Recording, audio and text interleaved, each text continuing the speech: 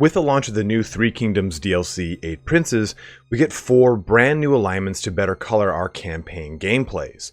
The 4 alignments, Might, Mind, Spirit, and Wealth, each give you bonuses based off of the type of campaign or economy you want to focus on.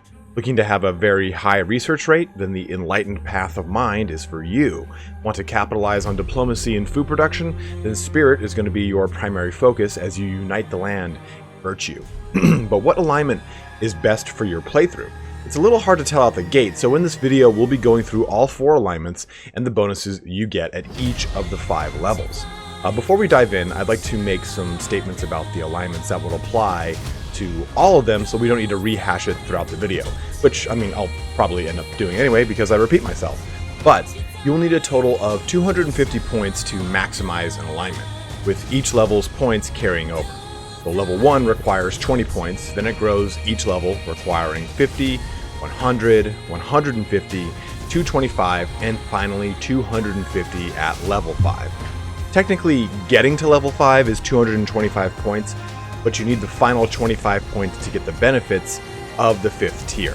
My last point I want to make is that every 3rd and 4th tier will have a negative effect that will be wiped away come the max level. So don't worry too much when you hit, say, the 20% character salary penalty for Wealth, because that will alleviate itself in time.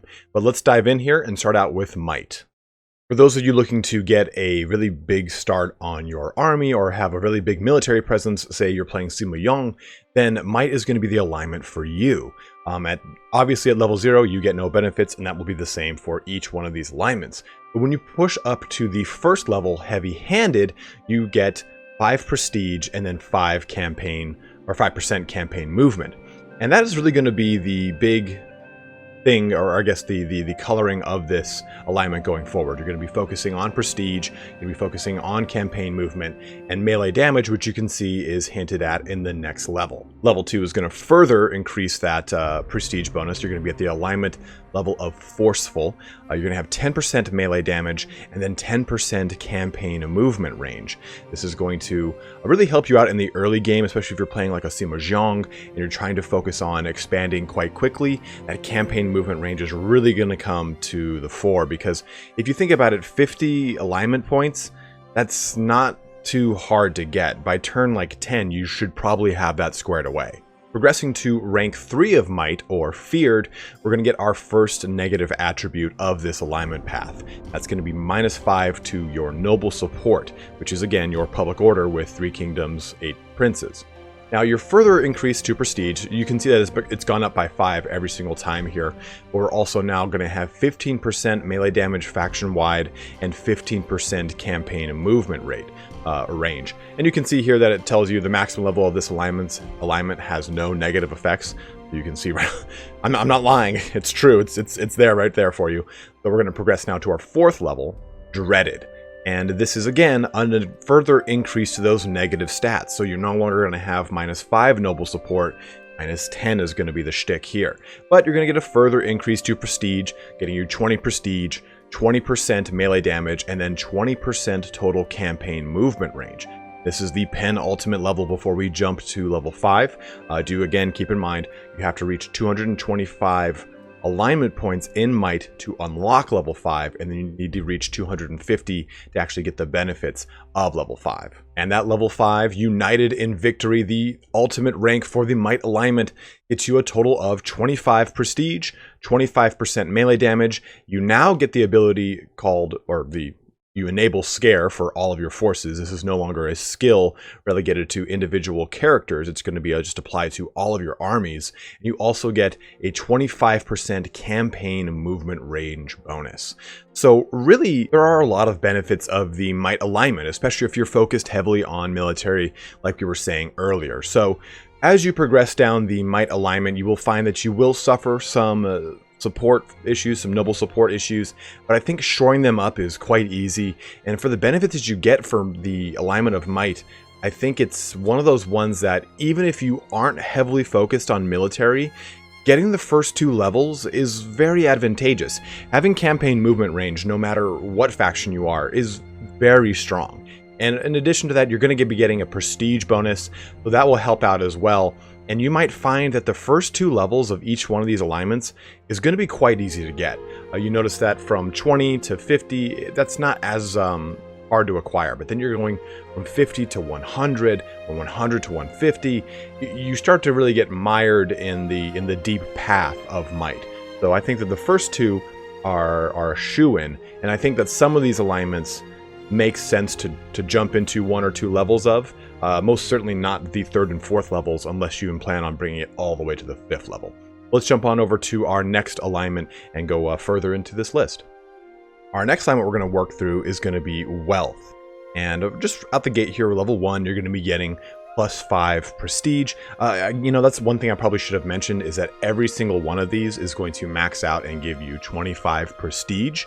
So you'll be getting that 5 prestige, then you'll be getting 5% income from all sources. And Wealth, I think, is a very strong one depending on how diversified your income base is, how much focus you have on trade. It really kind of depends on if you're going for that kind of Kongrong style of a heavy economy, or if you're focusing a little bit heavier on just simply trying to bolster your economy itself through your income. I think that Wealth is going to be the primary alignment for you. Working into that second level of Wealth, we can see Spend Thrift is the name of that alignment, and we'll be getting a 10 or +10 point prestige bonus, plus 10% income from all sources. And now we start to get some of those trade benefits, that Kongrong kind of stuff I was mentioning. We're getting a +1 to available trade agreements. But this all really sets you up for the 3rd level of Wealth, Avaricious, where you do get that further increase to prestige, at that level 15 point increase to prestige. But here's where you get your first negative effect. Plus 10% to character salary, which can be very harsh depending on which prince you are. Some of them already give you innate penalties to character salaries anyway, so this is going to be kind of a very finicky one, and it will depend upon which prince you're taking and how quickly you're going to want to progress through this rank all the way to 5, because this is only going to get worse at the next level. But further 15% income increase from all sources, and then 2 additional available trade agreements, so that you are at a total of 2 additional trade agreements. Our 4th level of Wealth, Engorged with Wealth, further increases that penalty to a whopping 20% character salary increase, which is just massive. Which again, you're going to be seeing your increase to prestige by 20, income by 20%, 1 more additional trade agreement, and it really puts you in a very tough place to push towards the end of Wealth, because now you need a total of 75 points to push into level 5. So you really have to kind of buckle down on this one and focus on it as fast as possible, because you're going to be losing so much money from your character salary. If you kind of think about it, depending on what point you are in the game and what characters you have in place, this could be insanely disadvantageous to you, right? 20% character salary. If you have a large court, that is going to be not good. If you have a character, though, that benefits from not having a large court, like Sima Zhang, this is actually quite good, because you already have a very small amount of characters in court, so your salary bump isn't going to be monumental. You probably have a lot of captain retinues at that point anyway, so it's important to note that, because your 20% character salary might completely knock out all of your benefits from 20% income from all sources. You really have to rely on those trade agreements to get the most out of levels 3 and 4 of Wealth alignment before we jump into level 5. And that final level, Prosperity for All, level 5 for the Wealth alignment, grants you again 25 prestige, and then 25% income from all sources, and 50% trade influence, as well as 1 final additional trade agreement. Now, the nice thing about this is you're going to notice that your income is going to skyrocket, because you're going to lose that 20% character's salary anchor. So my closing thoughts on Wealth, I think, were kind of echoed as I talked about each one of these individual levels. But again, just to reiterate, Wealth can be very advantageous to you if you have something to mitigate the character salary increase, or you just don't have a lot of characters to really have that be a massive penalty to you, like again with Sima Zhang. But as you progress through Wealth, I think that having those trade agreements is so huge, because you do, like if you look at Sima Ying, you already start with 2, and if you just strictly looking at the alignment path, you'll have 6 by the time you go through all of this alignment path. So it's pretty huge to getting a large amount of money because there are so many minor princes in 8 princes that actually will work alongside you and get those trade agreements. For those of you that have played, obviously, Three Kingdoms Vanilla, you know that it's a little bit tricky to get trade agreements, especially in the early game, and it's especially hard to find a power worth trading with. So I think Wealth and 8 Princes mechanics as a whole make trading a lot more advantageous. And again, with the addition of having 4 more additional trade agreements, you can really kind of bankroll yourself pretty heavily with the Wealth alignment. Moving into the Spirit alignment, we start to get into stuff that weighs heavily in morale, on diplomatic relations, on food production. So let's just jump through this this massive little alignment here. It's kind of closely allied with the Sentinel class. You can kind of tell just from the way that some of these benefits will shake out, that it plays very heavily into some of the assignments or the commandery benefits that a Sentinel would grant if you were to be an administrator. But the very first level here, alignment level kind, grants us 5 prestige and 4 diplomatic relations with all factions. If you're pursuing, say, a regent, this can be very advantageous to you because then you're adding even more diplomatic relations to your already substantial diplomatic relation benefit. Or if you're pursuing emperor, this can help mitigate the massive amount of diplomatic relation penalty that you will incur. Moving into level 2 of Spirit, we have the alignment Humble, where you're going to double your prestige now to 10. You're going to have 3 additional morale for your troops faction-wide, and you're going to have 8 diplomatic relations with all factions, picking up more so on the steam of those diplomatic relation benefits. Generosity Exploited is our level 3 Spirit alignment tier, I guess you could say. And this is our first negative tier, and that is going to be a plus 10% to corruption. So if you already are struggling with corruption, be wary as you creep up to the 3rd and 4th levels of the Spirit alignment, because you're going to that's going to start compounding quite quickly as you increase in your alignment points. But you will have an additional 15 prestige, or 5 more prestige in this level, 6 morale faction-wide, cumulative of course, and then 12 diplomatic relations with all factions. The second to last level, though, for Spirit, Killed Through Kindness, further increases our prestige up to 20, 9 morale, 16 diplomatic relations with all factions, and lastly, you're going to double your corruption now from 10% up to 20%. So I can't stress enough, if you've had struggles with corruption in your current campaign or in previous campaigns, you don't want to jump down Spirit unless you're very well insulated through all the reductions to corruption that you can exploit, some of the assignments you can use, even some characters. A lot of their special faction benefits or special individual currencies or mechanics will greatly reduce corruption.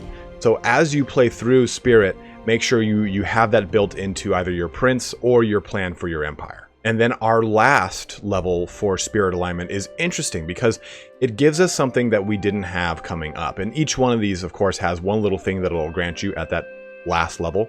But this will be 25 prestige in total. This alignment, of course, is United in Virtue, as I was saying earlier in the intro. But now we get a 30% food production increase. So if you were having trouble with corruption and trying to mitigate that, your I guess payoff is now a 30% food production increase for your entire faction, which can be huge depending on which prince you take, because some of these princes start in very heavy peasantry rural areas where they will have a lot of food production to take advantage of. Not to keep using this guy as an example, but Sima Jiang has a lot of food production right out the gate. Spirit alignment would help him out very significantly as it comes to the latter portions of the game. A further increase in morale, now up to a total of 12, and 20 diplomatic relations with all factions. Harkening back to the note I was making about choosing either Emperor or Regent in your campaign playthrough, you can now see that a total of 20 diplomatic relations with all factions will be a benefit of yours. So now that can really mitigate or help increase that Regent and Emperor title that you will eventually strive for. I believe with Emperor it's either 50 or 100, I can't remember off the top of my head. Reduction with all major factions, this is going to take a huge chunk out of that. And it's going to be a 50-point increase for all minor prince factions if you're the Regent. So now this is going to be a total of 70. So you will have a lot of ways to really use diplomacy to your advantage if you're going down the Spirit alignment. Our last alignment on our list here is Mind. Now, Mind, I'll just be totally upfront with you guys, feels like it's designed exactly for Summa I, but it also seems like a way to bring all the benefits of Summa I to other factions. It's very heavily focused on research rate, ammunition, prestige. Well, all of them are prestige, but as we kind of move our way through this, you'll see that you'll see what I'm talking about. So that first level here, you're going to get that 5 prestige, and you're going to get 15% research rate. I'm just going to go out the gate here and say I recommend every person get level 2 of Mind, because at level 2, Studious, the rank of Studious, level 2, you're going to be getting 20% ammunition, which is very strong faction-wide. I mean, archers are so important in the early game, and this is going to give a lot more oomph to them because they're going to have way more shots. Well, 20% more shots to be exact. You're going to get some additional prestige, but the biggest thing here is 25% research rate. You're getting a quarter faster all of your research just for getting, what, 50 points in Mind, and you can, like I said, get that so quickly by turn 4 or 5 that maybe focusing into it as the very first thing you do isn't a terrible thing. I believe the skill line, or I'm sorry, the quest line for Mind is building an infrastructure, which is kind of second nature to your empire anyway. So doing it is not a bad choice, especially to get a really good leg up on your research rate. Almost all of your reforms take around 5 turns to do. This will help cut down some of that time, especially as you get into the upper portions of Mind. Anyway, that third level, Cultivator of Opinions, though, is where you start to get the negative portion of the Mind alignment. -5 satisfaction for all of your characters faction-wide. This, again, can depend on the prince you're playing to be either really brutal or just kind of like a, no big deal. Some princes have penalties to satisfaction already, so keeping their court happy can be already a challenge as it is, and Mind is only going to add more stress to you. So being mindful before you jump into Mind if satisfaction is going to be an issue for your prince in your playthrough. But you do get that increase to prestige, getting you up to 15, 30% total ammunition now, and a whopping 50% research rate increase, which is very, very strong. You should be, I think, blazing through reforms in 3 or 4 turns at that point. I'm not really sure how the rounding system works on it, because I know 25% of 5 is not a whole number, so I think that it does round it down, I'm assuming. But that could just be me being optimistic and hoping that the game wants to help you. But let's move on here to the next level. Instigator of Invective. That's our fourth level here. And you'll notice that most of the other penalties double. They go from 10% to 20% corruption, for instance. Mind alignment goes from -5 satisfaction to -15. So you take a big hit there. You're not just taking a simple doubling, you're tripling that. So you're going to a -15 satisfaction faction-wide for all of your characters, but you do gain 20 prestige, 40% ammunition, and now a total of 75% research rate. This is very strong here. I really like Mind. I think it's probably my favorite alignment because research rate, I think, is so crucial to burn through quickly, because then you can get to your heavy cataphracts and the such. But that final level, Enlightened, level 5, for the Mind alignment, gets you your total of 25 prestige, as to be expected, and 50% ammunition, as well as a whopping 100% research rate. All of these things stack so well with, again, with Summa I, that it's ridiculous that this alignment is basically just Summa I. You do also get night battles, which can be kind of lackluster. I think that a lot of princes start with night battles anyway, so this can be, like I said, something that I think maybe should have been something else. I think by this time in the game, most characters you've got, or at least armies you've got, have some way to trigger night battles, but it is nice that this turns it on for all of your characters without worrying about skills. As a whole, though, I think that Mind is going to be very strong, and it's one of the ones that I think most people are going to go through in all of their playthroughs. Level 2 of it is very strong, like I said, just getting that 50% increase to your research rate. Or I'm sorry, that's 25% at that point. But at the final level, level 5, 100% is so nice. Being able to really push through your reforms quickly, get to the technologies you want, getting heavy cataphracts out on the field, or getting the 4th, 5th, and 6th tiers of buildings can be very, very advantageous to you. Getting 250 alignment points shouldn't take you a ton of time, especially as you scale through the remainder of your turns. You'll see those alignment points that come to you quite quickly, so mine should be pretty easy to jump into. So that squares away our quick video here on all of the alignments. We went through all 4 of them in each one of their respective levels. If you have any questions about the alignments, please feel free to ask in the comments below. I'm more than happy to help you guys out as you kind of wade through 8 Princes in this new DLC, dealing with some of these new mechanics. I haven't put in as much time to 8 Princes as I have 3 Kingdoms, but a lot of this knowledge does transfer over, so I'm more than happy to help anyone out as they kind of discover some of these new mechanics. Overall, I think that some of these alignments do require 1 or 2 points to just help you as the player in your campaign playthrough. But which alignments you take to level 5 will drastically depend upon your gameplay preferences, which prince you're playing, or which penalties you want to try to avoid.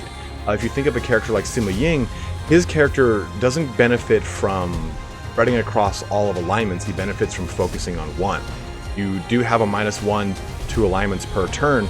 You have to really kind of counteract that by pushing one alignment all the way to the max as fast as possible before working on another one. Otherwise, you're just going to be erasing any progress you create in between each level. But as always, guys, thank you so much for watching here today. Have a good one and take care.